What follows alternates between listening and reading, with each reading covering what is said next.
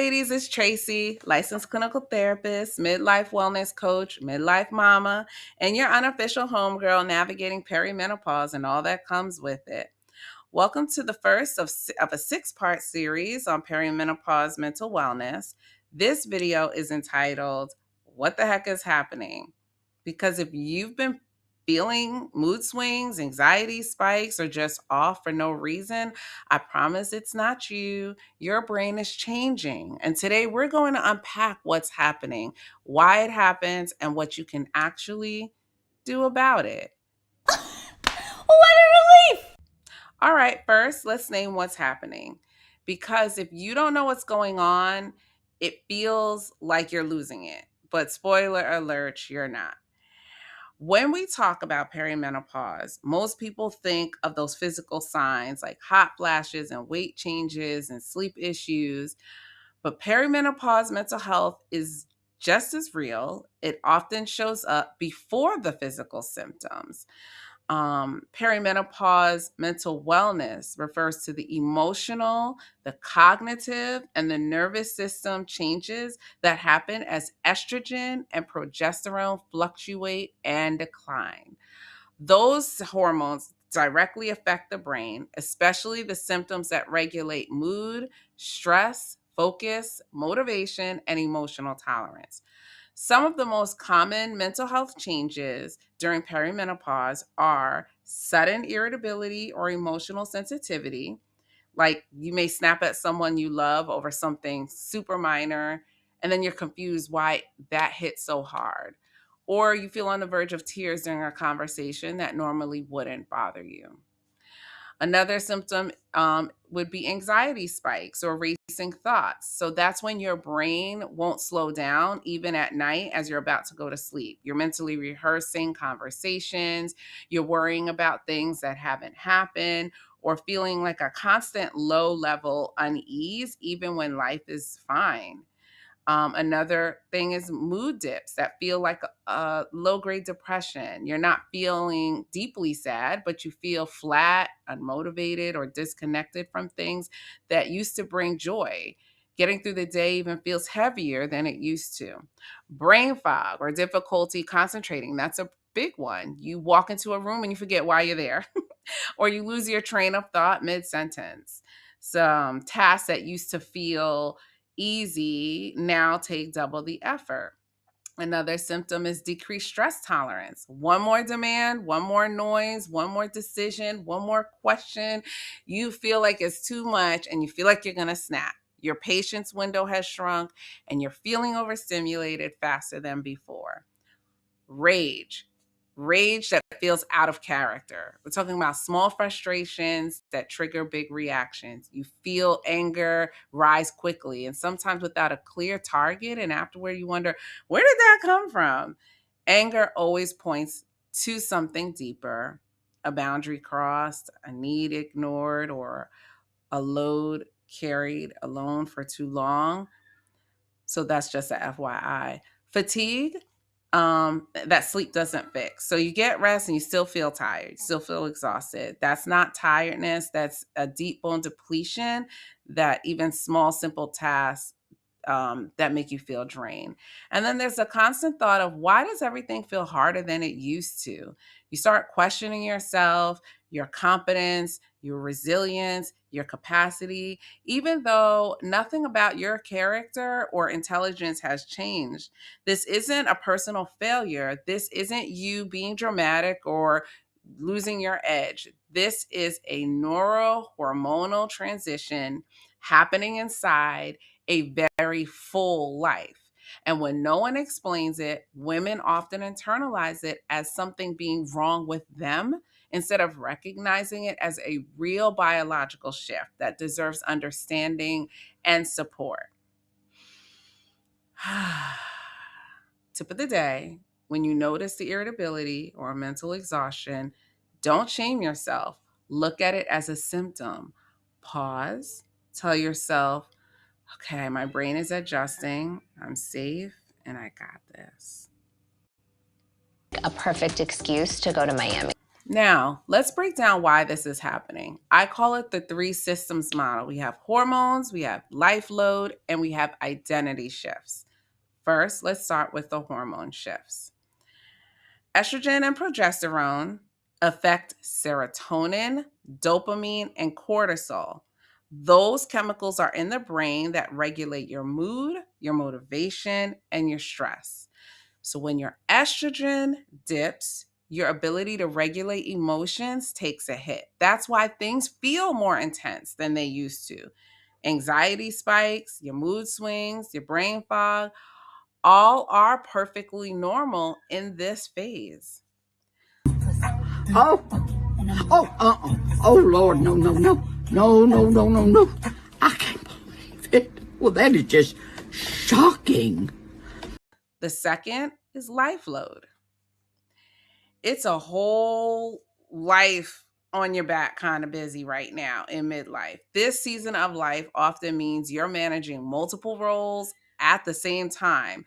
I'm parenting a toddler and an adult child. Some people are parenting teens. Some people are supporting their adult children, their partner, excelling at work, caring for aging parents, and still trying to maintain and squeeze in friendships or social things that matter to them. And the emotional and mental labor no one sees, but every woman feels, coordinating schedules, anticipating needs, smoothing conflict, remembering everything for everyone.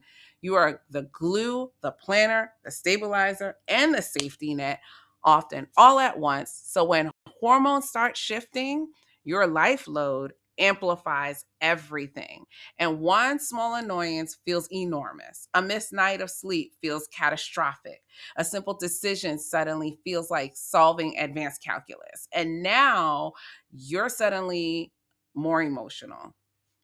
It's that your nervous system is operating under this constant strain, and hormone fluctuations intensify the weight you're already carrying. And so this combination makes perimenopause feel louder and heavier and more unpredictable because it's happening on top of an already overflowing, overabundant, or overwhelming life. Okay, wait till I get started here. Okay, anytime you're ready. Anytime you're ready. I don't get the trick. What's the not all at once? Why don't get the trick? Identity shifts. Whew. Perimenopause is not just a hormonal transition, it is an identity transition. And one of the most common things women come into therapy about during this phase is, I don't feel like myself, or I don't know who I want to be, or I don't know what I want to be when I grow up. But your brain chemistry is shifting. Your emotional thresholds are changing. Your energy, your motivation, patience, and joy don't show up the way that it used to. And even your confidence or sense of agency can wobble. It can feel like you're watching an older version of yourself fading while the new version is still trying to develop or form. And that limbo space, no one warned us about. This isn't about you losing it. It's your brain moving into a new dimensional stage similar to adolescence, but with bills and kids and responsibility on top. During this identity shift, you may notice emotional sensitivity, increasing, feeling disconnected from your body, grief like sadness for past versions of yourself. You may feel a questioning of your relationships or career choices or even life direction. You may feel difficulty accessing motivation or creative energy, feeling like kind of like you're just on autopilot. You may also feel a desire to reinvent, but not knowing where to start. And these experiences are all deeply common, but they are rarely talked about. And when you don't have the language for what's happening, it's easy to mislabel yourself as, oh, she's being dramatic, or I'm unmotivated, or I feel broken. But in reality, you're undergoing a psychological and biological reawakening. It's uncomfortable, but it's also an opportunity for expansion, clarity, and transformation. Okay, so here's where we get into real strategies you can use immediately. And I'll remind you at the end of this video, but in the description, I have helpful, organized, downloadable docs to help you with each strategy. So the first strategy, micro breaks. Take literally a pause in your day. Step away from your desk, close the door, step away from the dishes, step away from your toddler meltdown. Close your eyes and do 3 to 5 deep breaths. Stretch your arms overhead or roll your shoulders. Step outside for fresh air or just look out the window. No phone, no guilt. This isn't time wasted. It's your brain hitting reset. Even if it's for 90 seconds, that can help calm your nervous system and give you perspective. Another strategy, tracking patterns. So start paying attention to triggers and moods. I want you to grab a notebook or an app or sticky note and jot down when you feel irritable, anxious, or foggy, and what happened right before you noticed that feeling. Over a week or two, you're going to start to see patterns that show up. Maybe it's an afternoon fatigue spikes, where it spikes frustration or certain interactions with certain people that drain you. This awareness is going to help you anticipate stress and make small adjustments like grabbing a micro break before a known trigger or just avoiding certain people or triggers. Another thing you can do is mini rituals. So you're going to create mini moments that help to recharge you. Coffee in silence before anyone wakes up, even for 5 minutes, that counts. Journaling 2 to 3 sentences about what you feel or need, or just brain dumping on a sheet of paper, dancing to a song, literally embarrass your kids. These small acts are not indulgent. They are neurohormonal resets that help you feel grounded and calm and slightly more yourself. Midlife is not about perfection. So I want you to stop trying to do everything for everyone. Ask yourself, is this thing essential right now or can it wait? Accept that some days you literally are just surviving and that's going to be enough. And some days Netflix counts as self care. Reset your priorities to know what actually matters for your mental health and sanity. This stress gives your nervous system permission to chill and reduces guilt that feels like burnout. You know what?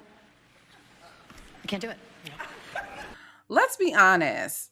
Sometimes these strategies feel more like work, and I get it. You're tired, your toddler just dumped cereal all over the living room floor, or your adult child is on the phone ignoring all requests. Hint, hint. Welcome to my life. And that's okay. Micro strategies aren't about fixing everything, they're about giving your brain and your body permission to reset. And over time, those tiny pauses add up. So remember that your brain is on a hormonal roller coaster, and those hormones are making twists and turns. You're not broken. You're just learning how to grab the reins and hold on for the ride.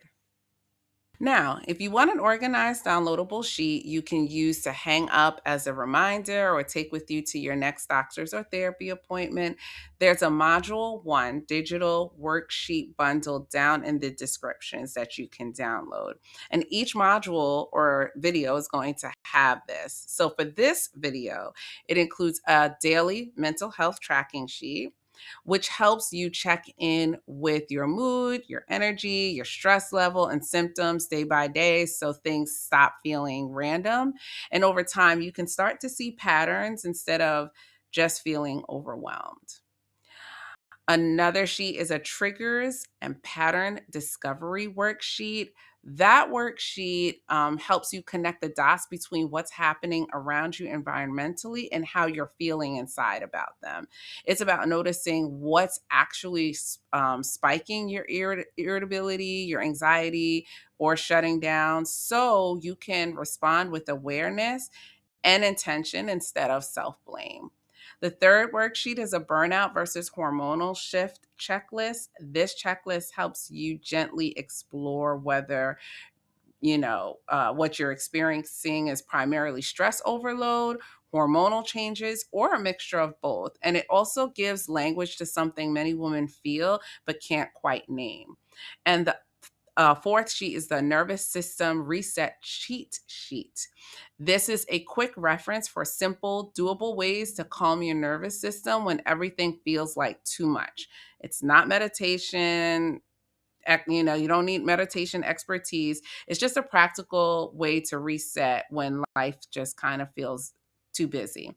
Also, I have a bonus, a 30-day digital journal prompt called Peri Mood, currently unfiltered, with questions and reflective phrases to help you pause, reflect, and reset during perimenopause. All links are in the description, along with joining my email list for periodic tips and resources. By the way, you can also just create your own system in a notebook or an app.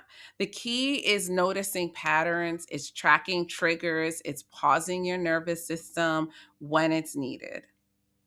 Remember, what you're feeling is real, measurable, and it's normal. Awareness plus small little strategies is you're going to be your power move. In the next video, we're going to talk about safety pauses. That's pausing your nervous system. And we're going to get practical about grounding exercises, micro resets, and basic tools to help you feel more like yourself each day. Remember, you're not alone. You're not broken. I got your back. Like, comment, and subscribe. And I'll see you in the next video. Take care.